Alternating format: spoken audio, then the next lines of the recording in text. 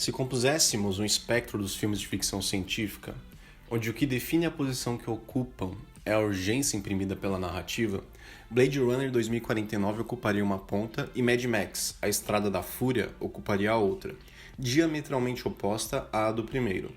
Por ambos fazerem parte de extremidades, se pegássemos essa linha e ligássemos as suas pontas, a fim de com ela formarmos um círculo, estes estariam lado a lado, como os extremos vermelho e violeta na escala visível de cores que, coincidentemente, são as cores nas quais as fotografias dos filmes se baseiam. Vermelho para o deserto sem fim de Mad Max e violeta para os infinitos anúncios de neon orientalmente estilizados de Blade Runner. Aliás, agora que penso nisso, vejo que é possível realizar uma série de analogias entre os dois filmes, o que, em parte, é óbvio, visto que são representantes extremados de uma mesma categoria.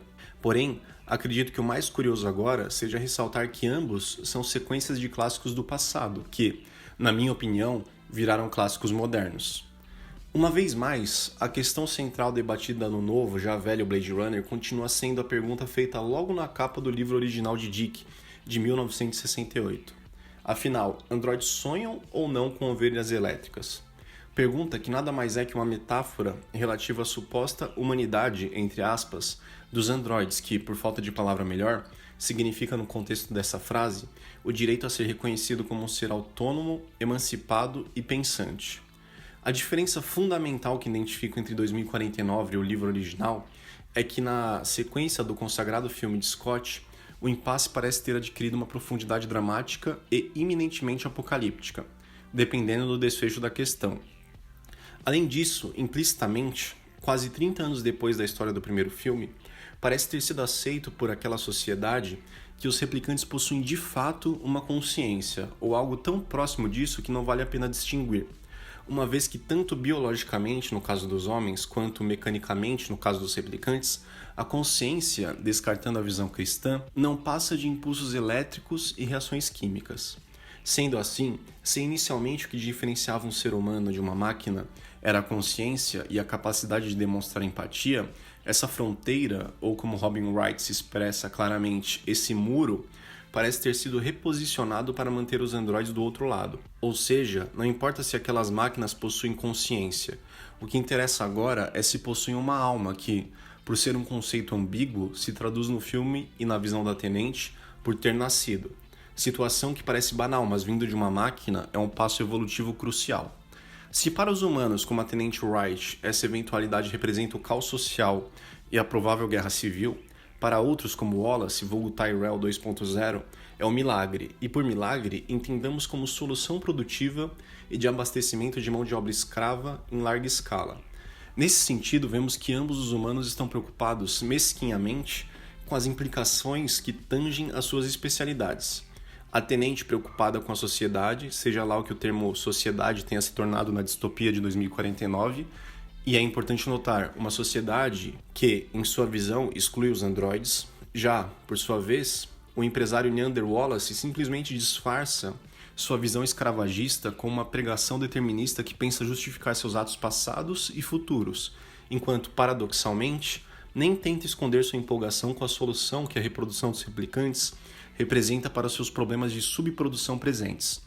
Talvez envaidecido por ser aquele que dá a vida, mesmo que a máquinas, Wallace assume ares proféticos e é frustrado em suas pretensões messiânicas na medida em que não consegue fazer com que as suas criações reproduzam. Sendo assim, a notícia da possível reprodução dos androides é a chave para seus problemas empresariais, assim como serve de coroamento de sua presunção divina. Olhando para outras obras, é possível dizer que, apesar de Wallace realizar um trabalho semelhante ao Dr. Frankenstein de Shelley, se distancia deste último, posto que Frankenstein, no último momento, renega ao seu monstro uma parceira e, desta forma, renega também uma possível possibilidade de reprodução, devido ao medo que sente das consequências sociais futuras provindas de seus atos. Grosseiramente falando, enquanto a Tenente enxerga o caos, Wallace vê prosperidade, apenas reforçando, uma vez mais, os vieses característicos das atividades que desempenham. Apenas para fechar a equipe de humanos, pelo menos aqueles mais relevantes na narrativa, temos Mr. Cotton, um sujeito que traveste de orfanato, uma espécie de recicladora de componentes eletrônicos, operada por crianças, androides ou não.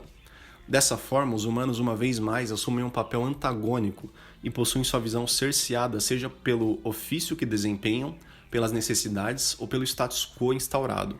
Esses fatores, aliados ao preconceito, fazem com que assumam uma posição egoísta e autoritária com relação ao outro, que, no caso, são os replicantes.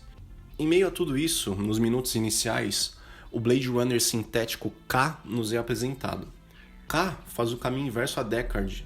Se no final do primeiro filme duvidamos da humanidade de Deckard, sua sequência nos faz duvidar, de forma crescente, da artificialidade de K até os momentos finais.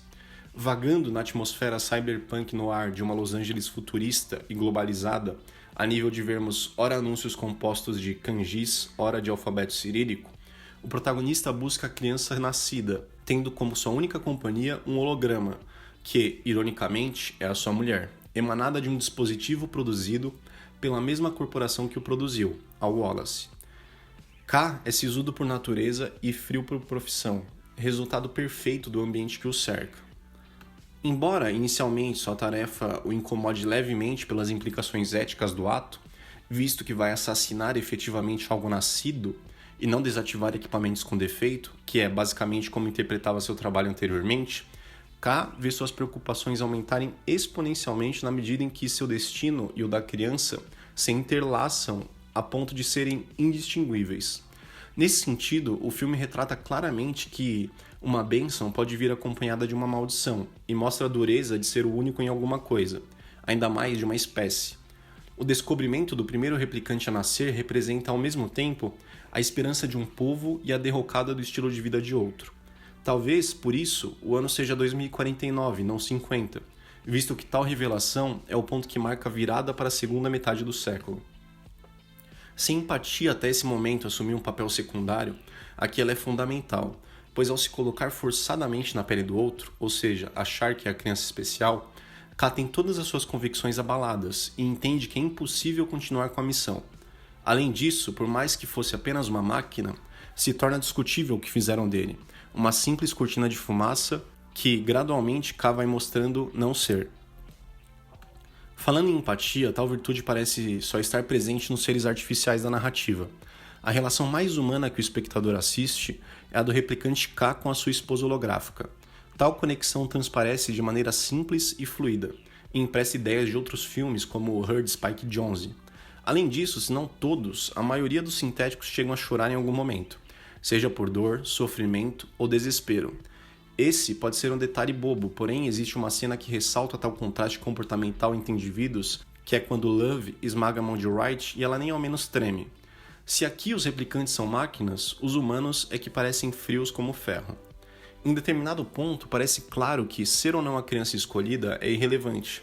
Além disso, a criança ser ou não filha de Deckard é apenas um detalhe. Na verdade, ser a criança só serve para causar a falsa sensação de ter algo que evidentemente não é dado, e sim construído, ou seja, a humanidade de verdade.